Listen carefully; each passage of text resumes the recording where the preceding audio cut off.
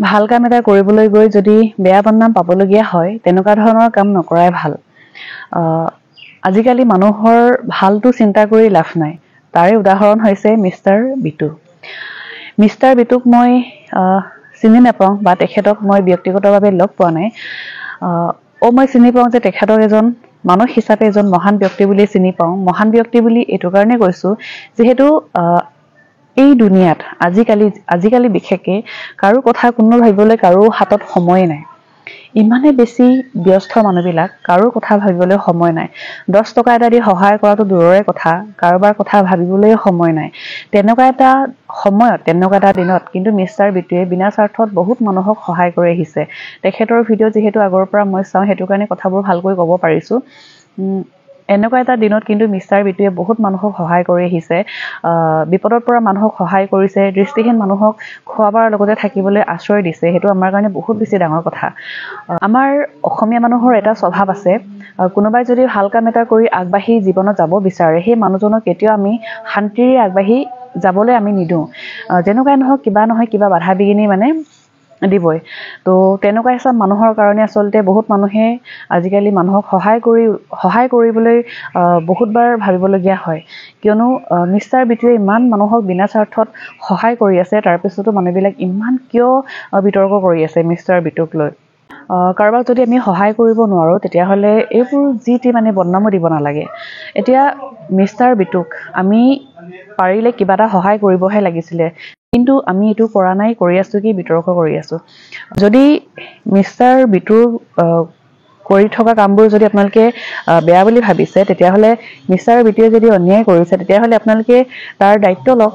তেতিয়া মিষ্টাৰ বিটু নিজে চাইড হৈ দিব। কিছুমান মানুহক মই ফাল্টু মানুহ বুলি কৈছোঁ, কাৰো নাম মই মেনশ্যন কৰা নাই। আমি নিজে একো কৰিব নোৱাৰোঁ, বেলেগে কৰিলে এইটো আকৌ হিংসা কৰোঁ। কোনোবা যদি ভাল কাম এটা কৰি আগবাঢ়ি যাব বিচাৰে, সেই মানুহজনক আমি হিংসা কৰোঁ। তেনেকুৱা কৰি একো লাভ নাই। কাৰণ কয় নহয়, জুইক কাপোৰেৰে ঢাকিব নোৱাৰি, যেনেকুৱাই নহওক ধোঁৱাটো ওলাবই।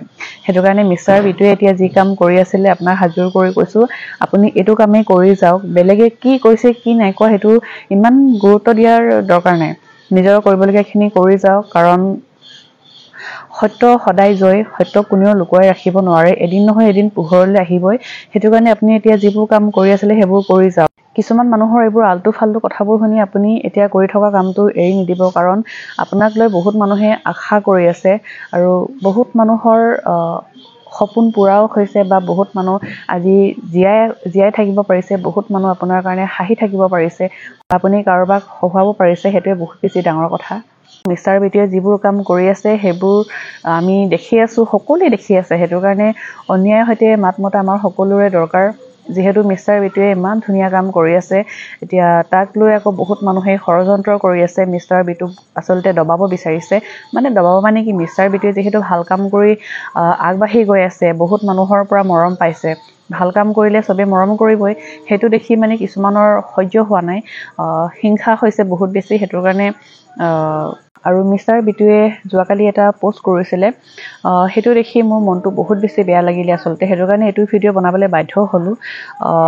যিসকলে এই পোষ্টটো পঢ়া নাই এবাৰ পঢ়িবচোন। আৰু মই বেছি নকওঁ, মিষ্টাৰ বিটুক এইটোৱেই কৈছোঁ, আপুনি যিবোৰ কাম কৰি আছিলে বহুত ভাল কাম কৰিছে। আপুনি এনেকৈ সদায় কৰি যাওক, কাৰণ কিছুমান মানুহৰ কথা শুনি আপুনি এইটো কাম এৰি নিদিব। আপুনি যদিহে এইটো কাম এৰি দিয়ে তেতিয়াহ'লে আপোনাক ভগৱানেও মাফ নকৰিব আৰু সেই মানুহখিনিয়ে আপোনাক কেতিয়াও মাফ কৰিব নোৱাৰিব। সেইটো কাৰণে আপুনি এতিয়া যিবোৰ কাম কৰি আছিলে সেইবোৰ কৰি যাওক। আপোনাৰ লগত আমি সদায় আছোঁ। ভাল কাম কৰা মানুহৰ লগত আমি সদায় থাকিম আৰু আছোঁ। সেইটোৱে কৈছোঁ, আপুনি এতিয়া যিবোৰ কাম কৰি আছিলে সেইবোৰ কৰি যাওক, বেলেগৰ কথা গুৰুত্ব নিদিব। তাকেই ক'লোঁ। ধন্যবাদ।